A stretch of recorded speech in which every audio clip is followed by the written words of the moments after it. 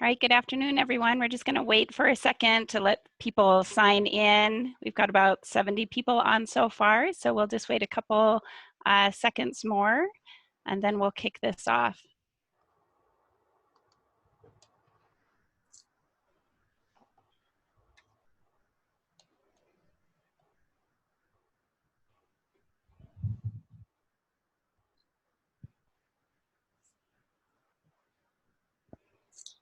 All right, good afternoon, everybody. This is Kathleen O'Leary. I'm the Deputy Commissioner with the Montana Department of Labor and Industry.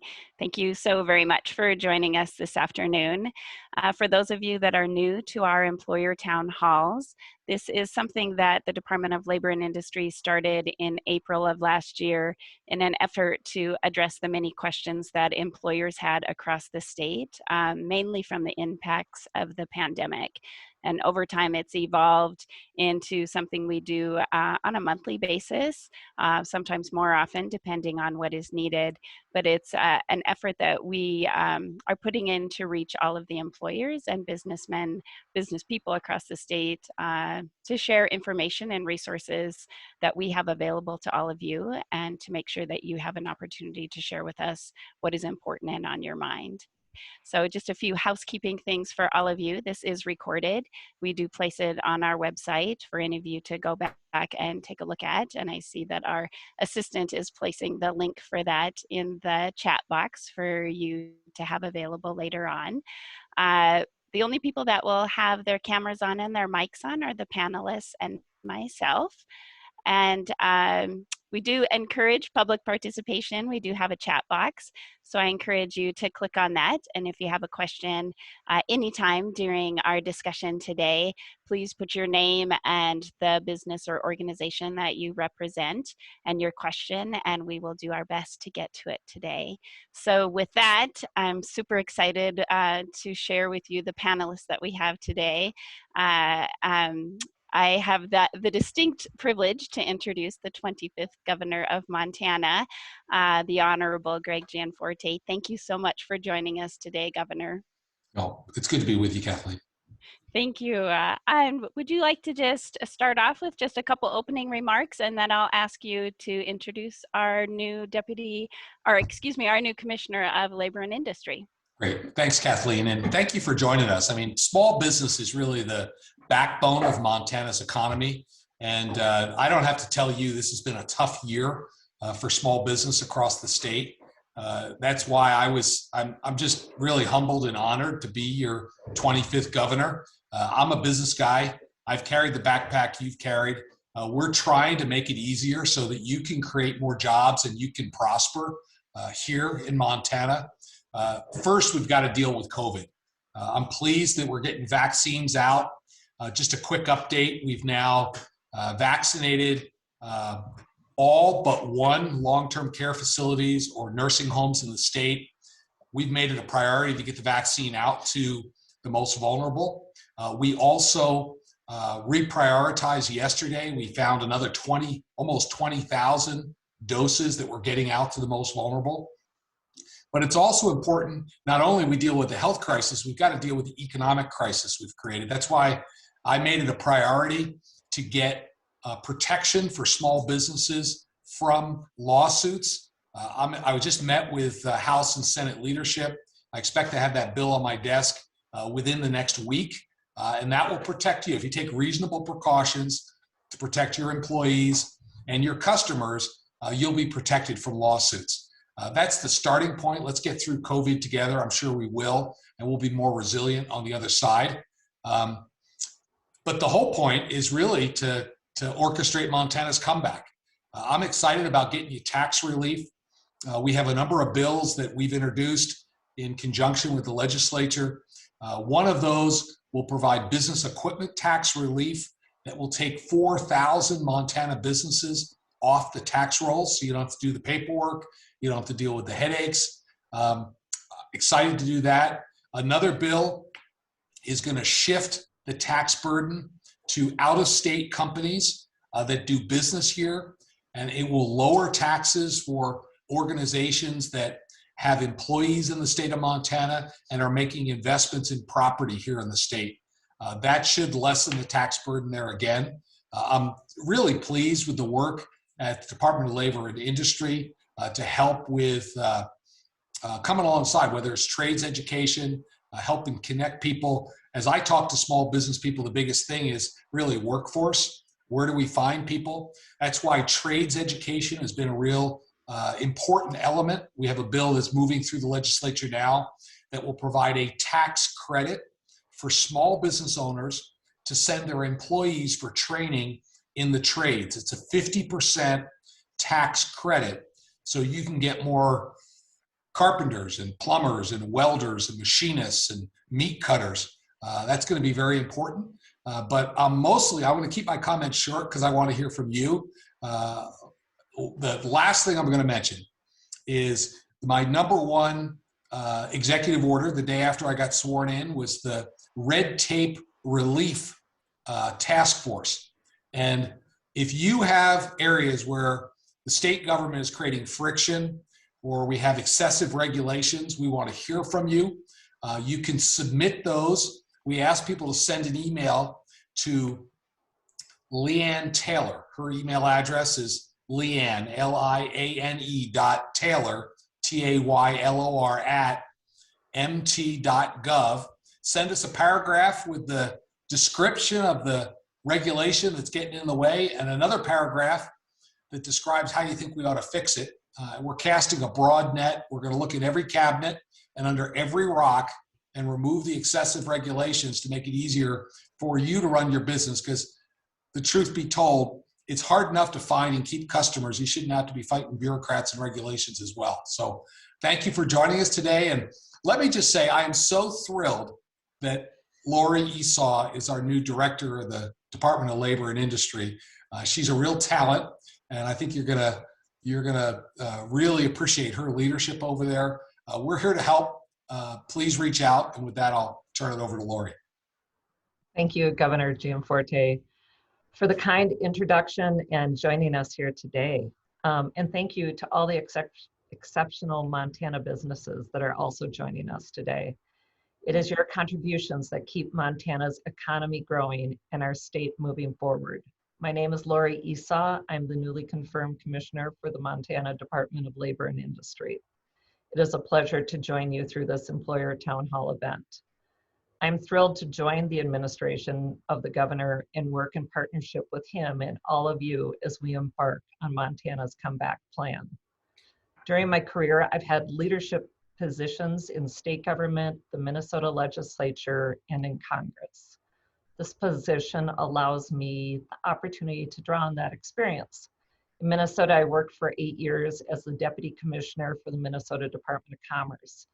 In that role, I was responsible for oversight and management of the agency, which had 350 employees, as well as working with the legislature on a wide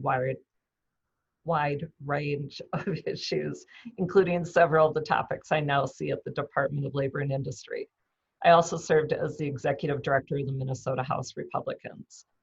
When then Minnesota State Rep Eric Paulson was elected to Congress in 2008, he appointed me to serve as his chief of staff, a position I held for his 10 years in Congress. Congressman Paulson served on the Ways and Means Committee, which has jurisdiction on tax, trade, and health issues, all issues important to the Montana business community. The committee also oversaw a range of critical support for workers, children, and families, including unemployment insurance. It's always been important for me throughout my career to engage with stakeholders and find solutions to problems. I know this is done by listening, learning, and making sure that people and organizations are heard throughout the process and then successfully implementing results. I'm taking the same approach here at Labor and Industry. I want to thank you for your time. I look forward to getting to know each of you, growing our partnerships, helping our workforce and your business grow. Thank you. Thanks so much, Commissioner. It's great to have you aboard. It's been a really fast and exciting month, and I know it's a steep learning curve for everyone that's coming in and trying to learn all of the details around workforce in general. I do think that this employer town hall is a really great forum to introduce both the governor and Commissioner Esau to the business community, which includes employers, business partners, economic development, our education partners, some of our small businessmen. All of you contribute and own a small piece of that workforce. And Governor, I really appreciate even just the few things that you highlighted, because those are some of the things that we hear from employers day to day as we interact with them. So it's exciting to already see some progress being made in those areas.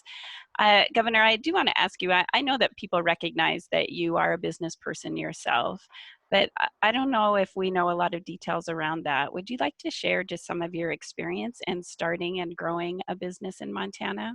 Sure. So I'm a techie. I'm an electrical engineer by training. My master's is computer science. I've always been in the computer sector. I've started 5 businesses in my career.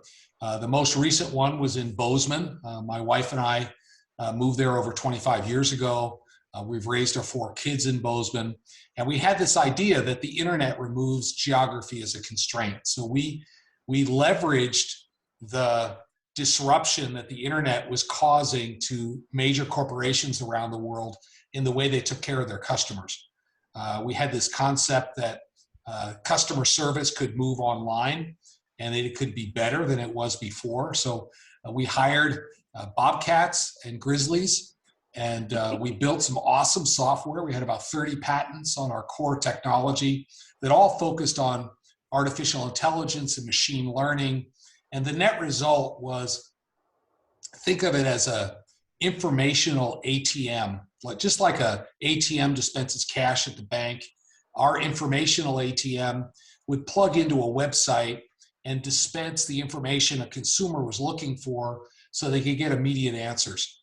And we started small in an extra room in our home in Bozeman with just $5,000. And over 15 years, that business grew to 1,100 employees. The largest commercial employer in Bozeman. Our average wage there was almost $90,000 a year. And we sold to major corporations all over the world. And we ran all the customer service infrastructure for American Express in North America, Nikon in 50 countries around the world, 170 federal agencies. And collectively, because it was a cloud deployment, we were one of the world's top 100 websites. We handled about 8 million consumer interactions a day. And the value we created for our clients was really in empowering them to deliver better customer experience while also reducing their operating costs. And I'm excited to take some of those lessons about exceptional customer experience and inculcating them here in the state agencies. And we have good state workers, but we need to prioritize customer service. I know Laurie's going to do that at Labor and Industry, and we're going to do it over at FWP and DEQ and all the state agencies. Okay, perfect. I am sure that all of the business people on the call, Governor, appreciate that you have firsthand knowledge and experience, and not only at making your dreams realized, but understanding the challenges and frustrations that they go through maybe when they're working with different state agencies. So all of us are going to benefit from that experience. I know that you've talked about small business owners, and we know that that Montana boasts a really high rate of entrepreneurship and business owners across our state. Do you want to talk a little bit about your commitment to creating more jobs and helping these small businesses thrive? Sure. So you're absolutely right. Entrepreneurs, like many of the people who have on this call, create businesses, and businesses create jobs. If our goal is more good paying jobs in the state, which it is, we need more entrepreneurs, and we need to get the red tape out of the way. That's why the first thing we did was initiate this red tape relief task force that's going to be headed up by the Lieutenant Governor. The second thing we did, and this bill will be heard in the legislature next week, we're introducing a tax reform bill. We're calling it the Entrepreneur Magnet. We'd like to help Montana entrepreneurs succeed and keep the fruits of their labor. And we'd like to be a magnet that brings Montanans back home to start businesses here. It's a really simple idea, but what we're saying is, because when you have an entrepreneur that hires and grows a business here, they produce good paying jobs, which ultimately supports state tax revenue and allows us to pay our teachers and infrastructure and law enforcement and all the things that we need from government. But with the current tax code, Montana is not competitive. So what this entrepreneur magnet bill does, it says if you start a business in Montana or operate a business in Montana and you hire at least 25 employees, and Montana is your headquarters and half your corporate officers are domiciled here in the state, and you operate for at least 5 years starting in January of 2021, if at some point someone purchases the business, you sell the stock, the capital gains rate on that stock sale will be taxed at 0%. So basically you keep all the fruits of your labor. And the analogy I use, it's sort of like we're trying to attract geese that lay golden eggs. The geese are the entrepreneurs. The eggs are W-2 eggs, which represent good paid jobs. So we want Montana to be a magnet for entrepreneurs. This bill will apply to existing businesses that are here in the state that operate for 5 years and have their headquarters here. You have to have at least 30% of your employees in the state. So this is something, but it's also going to mean it's going to give the Department of Labor and Industry, our economic development staff, the Department of Commerce, a hunting license to go find entrepreneurs that have Montana connections to come home and start businesses here. Nice. That is super exciting. Thanks so much, Governor. I do have a couple of questions, but we are getting some questions in the chat, so I'm going to switch over to those. I'm excited to see we have some businessmen from Eastern Montana on the line. Dexter Teal from Teal Brothers Roofing is here along with his daughter Morgan and Sydney businessman Craig Steinbeiser as well. Their question, Governor, is do you have any plans to help market agriculture products from Montana? Yes, absolutely. Agriculture is our #1 industry. I was thrilled to have Mike Foster appointed as director of the Department of Agriculture. Mike has long, deep roots here in Montana, and most recently, he served as the USDA's FSA director for the state. Also, the director of the Department of Administration ran Sonny Perdue's rural development operation in Washington. She brings that experience as well. And this is an integral part of our comeback plan. Montana producers, whether it's grain, beef, or sugar beets, aren't getting a fair price. I was pleased to see the most recent bump in grain prices. I think we're almost back to $7 a bushel, which is terrific. But Montana has to do things. We've got to do more value added in our ag so that our producers can capture more of the value they create. And to do that, one of the directives I've given Mike Foster at the Department of Agriculture is to work with producers to preserve the Montana brand through the supply chain. Montana produces the best beef in the world, but a consumer can't walk into a grocery store in Seattle and pay a ridiculously high price for a Montana steak.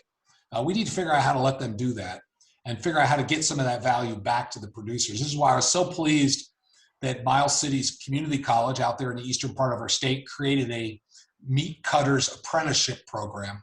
That'll help us build our meat processing capacity here. And I was thrilled to see a new processing plant being scheduled for Sydney out in eastern Montana. That'll handle about 250 head a day. So these are all part of the equation, but the bottom line is we've got to preserve the Montana brand through the supply chain so our producers get a fair price for the work they do. Yeah, exactly. I appreciate it. It's by getting all the pieces in place and working together in the right direction, right, Governor? Mm-hmm. We do have a lot of questions going on here. President Slinger from MCC appreciates the shout out there, Governor. Okay. Yeah. Let's see, John O'Connor. This is a question about taxes. Montana revenue shows our taxes are lower than North Dakota, Wyoming, South Dakota, and Texas, higher than Idaho. With that in mind, what more can draw new businesses here other than lowering taxes? Can incentives play a role in that? Yeah, and I think that we do need to lower taxes. If you go back, the last time Montana adjusted its income tax rate was 18 years ago. We were the highest personal income tax rate in the country at 11%. The legislature at that time, working with the governor in office, reduced it to 6.9%. Unfortunately, in the last 18 years, our neighbors have continued to reform their tax code. Now, Idaho is marginally higher than us, but out of the 8 states in the Rocky Mountain West, we're number 7 in terms of personal income tax. And people will accuse us of just reducing it for the rich. Let me be clear. Anybody in the state that has adjusted gross income above $18,000 a year pays our maximum personal income tax rate. So it's been a priority to bring this down. But it's also important, as we have developed more competitive tax rates, we need to be aggressive about recruiting businesses to Montana. And that's why I'm thrilled Scott Osterman, maybe he can be on a future town hall with the Department of Labor and Industry. Yeah. He is a Montana native from the High Line. He went and had his career in the Bay Area. He's spent the last decades in his career doing turnarounds. And most recently, he was managing what was Semi-Tool, now Applied Materials, up in the Flathead. And he's going to help us with a turnaround here at the state.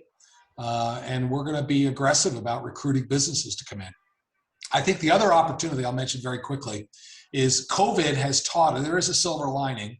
It's taught us that we have a desk job, we don't have to go to work anymore. And there are so many Montanans that have moved away and they're living in concrete jungles in Denver and Portland and Seattle. And honestly, by and large, they want to come home.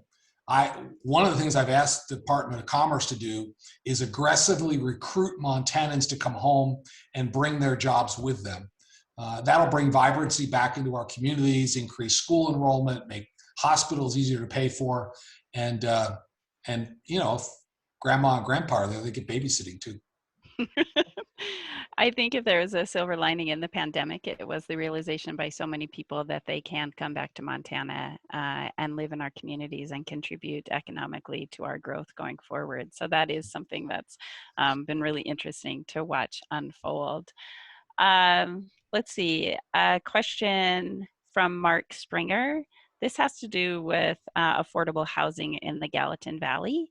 Said that we've lost some really good employees and struggled to recruit based on the high cost of housing in the valley, and the workforce is struggling because of it. Would you like to speak to that, Governor? Yeah, it's a real problem. I mean, this is part of why, you know, we have to attack it from two sides. One is we need higher wages. That's why the focus of our entire administration is more good paying jobs. That being said, local zoning ordinances really affect the cost of housing. And that's more of a local issue. I live in the Gallatin Valley, as you do, Mark, and you know, we love all our open space and wide sidewalks and sprinkled buildings for safety, but it all adds cost. There are federal programs, and they've been used in Bozeman to provide tax incentives for workforce housing. I was pleased. I met the other night with some business owners up in Big Sky. Some of those business owners have come together and committed over $100 million to workforce housing in Big Sky. So I think this is a problem we all have got to work on, and it's going to take a collaborative effort. Yeah, definitely, Governor. Let's see.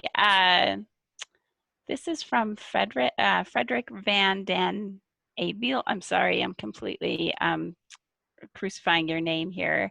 Governor, as part of your executive order to review the red tape, will that include a top-down review of the application process to apply for state tax credits and incentives? Yeah, everything's on the table. Again, this is going to be headed up by Lieutenant Governor Juris. Leanne Taylor works for her. And we're taking really a two-pronged approach. One is I've asked every agency director to assign a person who is the person inside the agency that's going to be the regulation czar, to just collect up all, because honestly, our frontline state workers know where the friction is. We know how we can do things better. That's prong number one. Prong number two is I'm personally outreaching to many of the associations across the state. In fact, this morning I just spoke with the Montana Realtors, the bankers, and we're asking them to reach out to their membership and help be our bird dogs and sniff out the friction points. And we'll take all suggestions. Again, if you have suggestions for regulations that could be streamlined or permitting processes that aren't working the way they should, please send a paragraph that describes the problem and a paragraph that suggests a solution to Leanne Taylor, leanne.taylor@mt.gov. For those of you that are online and looking at our chat box, we are putting those links as the governor is mentioning them there for you to use and reference later. Governor, I would like to go back to some of my questions here. You have talked a lot about trades, the importance of trades, and how we can use apprenticeship or the apprenticeship model in growing and bolstering our task force and our workforce. And this isn't something that's new for you. You have been an advocate of trades long before you were a politician. So I'm wondering if you just want to touch on that, on your commitment to trades and what you think of the apprenticeship model and how that can serve some of the business people that are on the line today. Yeah, we need stuff built. We need carpenters and plumbers and welders and machinists. And a four-year degree isn't the right course for every person. And these are good jobs. I was up on the High Line a while back in a small community, and they shared with me that they only have one plumber in that community. He's a gentleman approaching 70. And the problem for that community is he likes to ice fish. So don't try and get your plumbing fixed in the wintertime. He's going to be gone. So I personally do not want to live in a world with no plumbers. It's not a pretty picture. And that's why we've made it a priority. In our comeback plan, we proposed a budget allocation to help small employers fund trades education. And it's not approved yet, but we have legislation that's moving through the House. It's a 50% tax credit up to $3,000 per year per employee. I believe an employer can claim up to $25,000 a year in a tax credit. And what this does, the reason we structured it this way is we wanted to bring our apprenticeship programs and community college programs and private sector training programs into tension with the marketplace. So that under this proposal, we would provide up to a 50% tax credit to employers who send their employees for additional training. And the employer has to come up with the other 50%. So we're not going to end up funding training that doesn't produce a good paying job. So I think that's good accountability. It also means we don't have somebody in Helena deciding who gets a scholarship and who doesn't. It's the employer in consultation with the employee that decides. It also means the local community colleges, apprenticeship programs, they're going to be seeking out employers who want to help fund their programs, and we'll just get a better result across the board. This proposal will fund about 1,000 scholarships a year across Montana, and I think that's a good step in the right direction. Yeah. So, Governor, is this House Bill 252 that you're referring to? I believe so. Oh, Scott just put it in there for us. Yes, Yeah, I don't have all the bill numbers memorized, but my Secret Santa off screen just told me that's the right number. Sorry, I don't mean to put you on the spot. Mr. Eichner already entered that in there for us. And those of you that are tracking those can go online to get more information on. And if you're supportive, please send your comments into your representative or senator, because there's going to be hearings. And when is the bill being heard? Next Tuesday. Yeah, there's a hearing next Tuesday. Perfect. In House tax. So. All right, excellent. We'll put that information in our chat box as well, so people can follow along. We do have a question from Susan Wolf, who is one of our education partners, and you touched on this a little. Yeah, she's great out of Great Falls College. She does good work for us. She was just wondering about the role two-year colleges are paying in your plan, will play in your plan, and you touched on that a little bit. Did you want to add any more to that? Well, I think they're critical. You know, we have colleges in many communities. These allow us, I mean, there's a big focus on jobs that create good careers, whether it's nursing or machining or welding. It's important. And for many students, it's a place they start and they might transfer into a four-year program. So Susan, I appreciate the work you do up there in Great Falls, and hopefully we'll be able to leverage these trade scholarships to help your campus grow as well. Perfect. There's a question here about apprenticeships, and it deals with you know, that not all of our workforce employees, that apprenticeship might not be the answer for all of them. And Commissioner Esau, I don't want to put you on the spot here, but I can help add information here as well. Our apprenticeship program here at DLI really attempts to move into the non-traditional fields as well. So the traditional route is those trade programs that you hear about and have a long-standing relationship with the apprenticeship model. But we have worked really hard at DLI to really expand and be more creative as we build apprenticeship models in these non-traditional fields. So in healthcare, in IT, accounting, bookkeeping, things like that. And we can put some information about our apprenticeship model if you're interested in the non-traditional model or fields as well, what we have offered to grow in that area. Let's see. All right, from Rebecca Morgan to the governor, what is your answer to provide affordable health insurance for small business owners? Yeah, and what we're currently doing is not working. You know, we've all seen rates go through the roof. I think I served on the healthcare subcommittee in Congress, so it's something I've worked on. And I think for Montana, there's no silver bullet here. We have taken some actions to expand the formularies so we can get better access to generic drugs. That's one way to bring costs down. I'm a huge proponent of telemedicine. It's one way to get experts into rural communities.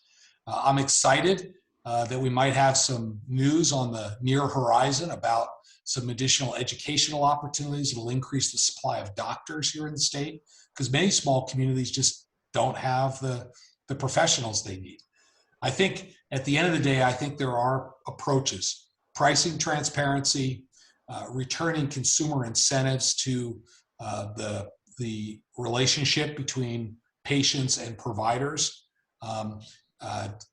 The whole way we do drugs and the rebates needs to be revised because it's not working for the consumer benefit. And the net result is, you know, healthcare you can't afford is no healthcare at all. Right, exactly. And yeah, that's a really good point, Governor. Let's see, the next question deals with broadband, Governor, and I know that that's part of your Montana Comeback Plan.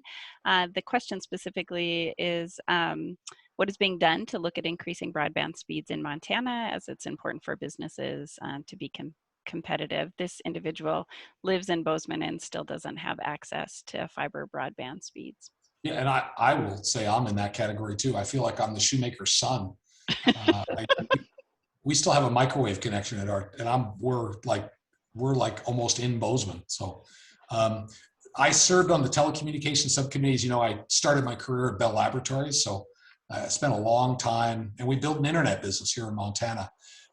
There's a couple of things that are going on here. One is there is a bill that I support that's moving through the Montana legislature that would provide tax abatement for Montana businesses that bury fiber. It would ramp in the taxes over a 10-year period.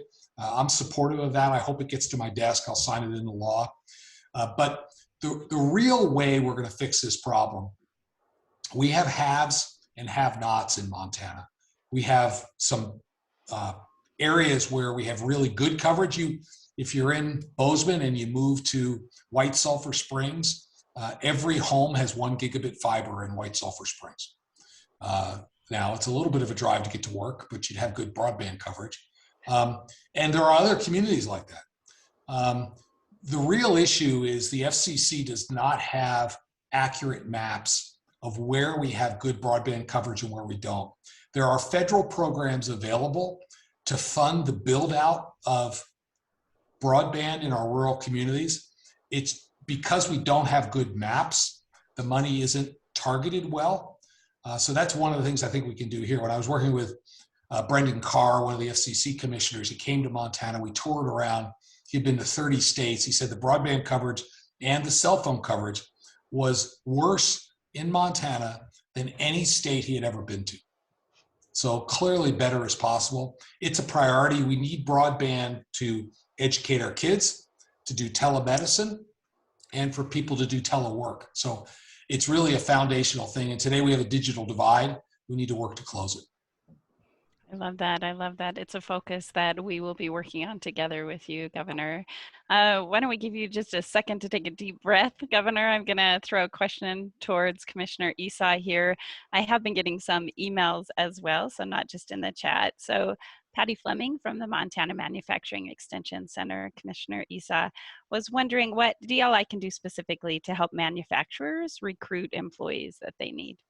Yeah, thank you for that. To help manufacturers recruit employees, we have occupational training dollars, the Registered Apprenticeship Program and its tax credit, the Incumbent Worker Training Program, and then potentially HB 252 that was just referred to, that would offer another training compensation option for current workers, those who aren't apprentices.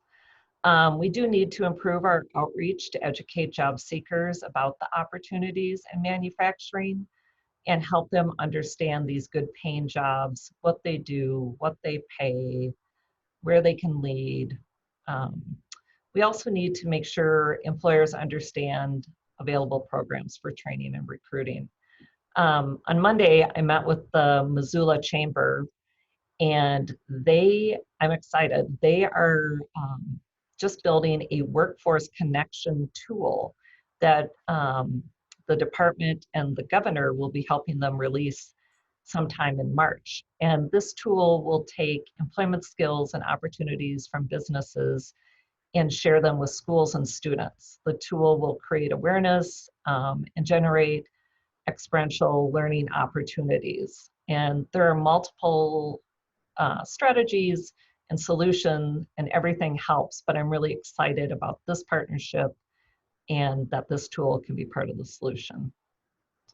Thank you, Commissioner. I think that's a really great example of different segments and workforce working together to answer some problems and share the resources that we have available. And kudos to Missoula. They seem to just be so fully engaged. They're just fun to partner with. Governor Gianforte, I know you're aware that manufacturing is one of our largest growing sectors, industry sectors in the state. Was there anything you wanted to add to Commissioner Esau's comments? Well, I think we've learned over the last year that China is not our friend, and we've shipped so much of our manufacturing there. I think there's going to be an opportunity for Montana. You combine our work ethic with good trades education. We should be bringing this manufacturing back, and it's going to be a priority in our administration to go recruit those businesses here. Yeah, exactly. Commissioner Esau, I'm going to throw another one towards you. This one deals with our workers' comp rates. As everyone knows that's something that employers and business people deal with. It's an expense to all of them. So what can the state do to kind of help lower our workers' compensation costs? Yeah, thanks, Kathleen. I mean, it really comes down to a culture of safety. The number one cost driver in work and compensation is injury and illness rate. So safety, safety, safety is the key. So use our safety consultation program, invest in safety and promote safety. The main question to consider is, how do you incentivize safety? How do we shift Montana's culture from get her done to get home safely? We provide a free consultation program that's confidential, which provides on-site consultation, and it helps services comply with OSHA regulations in both the private and public sectors. Our professional staff can also help employers identify safety and health hazards and provide recommendations to eliminate or reduce hazards and improve overall safety and health programs. Rebecca should be putting up a phone number and link in the chat box if you're interested in scheduling a consultation or just interested in any of our upcoming free safety seminars. Thank you, Commissioner. I would just add to that, we get really good feedback from the business community for our consultation services. It is a free service. We'll come in and take a look at what your safety programs are and provide just some feedback and maybe identify where there are some gaps. And it results in reduced costs in two different ways: a reduction of accidents that may occur, and also a reduction of potential findings from a OSHA visit. So the information there is in the chat box for you to reach out to all of us. The second thing I would add to that is we have a really nice training program. Safety Fest is free training to businesses around the state. It includes OSHA training as a part of that, but it covers a wide variety of topics. And another silver lining in the pandemic is that Safety Fest, we switched it to online, and actually our participation was about 30% higher than it has been in past years. In some cases, we had over 700 people attending those quarterly trainings that we had. So I encourage you to take a look at those as well. Governor Gianforte, did you want to add anything to Commissioner Esau's comments? I think that's right. I mean, safety, safety, safety. I would encourage people to participate in these free services that Department of Labor and Industry offers, so that you can have a safe workplace and everybody gets home to see their families in one piece. All right, sounds good. There is a question here, if you don't mind, Governor and Commissioner. I think I'll probably field it. How badly is the financial impact from the unemployment fraudulent claims that we're hitting? Montana, like other states, is dealing with an onslaught of fraud as we are seeing an uptick in claims as well. We know that what we have been able to stop is an incredible amount of dollars, and we're not quite sure what the impact is of things that we have not quite been able to identify yet. We have increased resources in those areas and are working with the other states and federal agencies to address it as much as we can, but we can't give you a dollar amount associated with that today. Governor, did you want to add anything to that? Just I want to send a shout out to all the folks at Labor and Industry. It's been a tough year. I mean, with COVID, we had 150,000 people apply for unemployment when the normal load was a fraction of that. And we've had to pool resources. It was not a great experience for the people that couldn't get through or were delayed in getting an answer. It wasn't a lack of desire. It was just the organization was not scaled to deal with that kind of influx.